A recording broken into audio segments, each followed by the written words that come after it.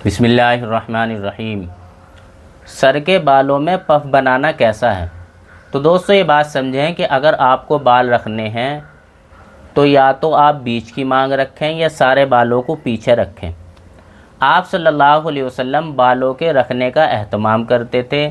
आप सल्लल्लाहु अलैहि वसल्लम ने 3 तरह से सर के बाल रखे हैं।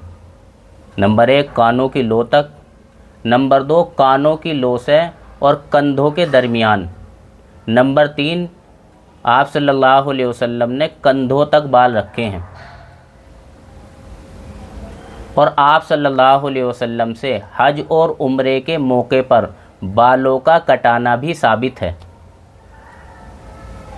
तो दोस्तों अगर आप बाल बड़े रखना चाहें तो आप कानों की लो तक या कानों की लो से और कंधों के दरमियान तक या कंधों तक रखें।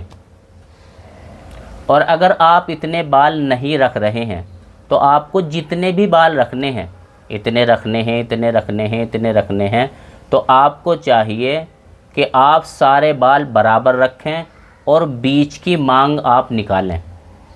ये सुन्नत है। आप सल्लल्लाहु अलैहि वसल्लम ने छोटे बड़े बाल रखने से मना फरमाया है, यानी यहाँ के बड़े हों यहाँ के छोटे हों, इससे आप सल्लल्लाहु अलैहि वसल्लम ने मना फरमाया है।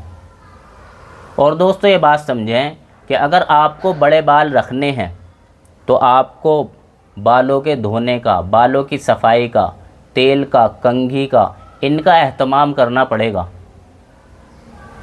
ताकि बाल गंदे और बिखरे हुए मालूम ना हो। इसलिए जो आदमी बाल बड़े रखें उनको इन सारी चीज़ों का ध्यान रखना पड़ेगा। और दोस्तों ये बात समझें कि जिस तरीके से बड़े बाल रखना सुन्नत है, इसी तरीके से छोटे बाल रखना भी सुन्नत है।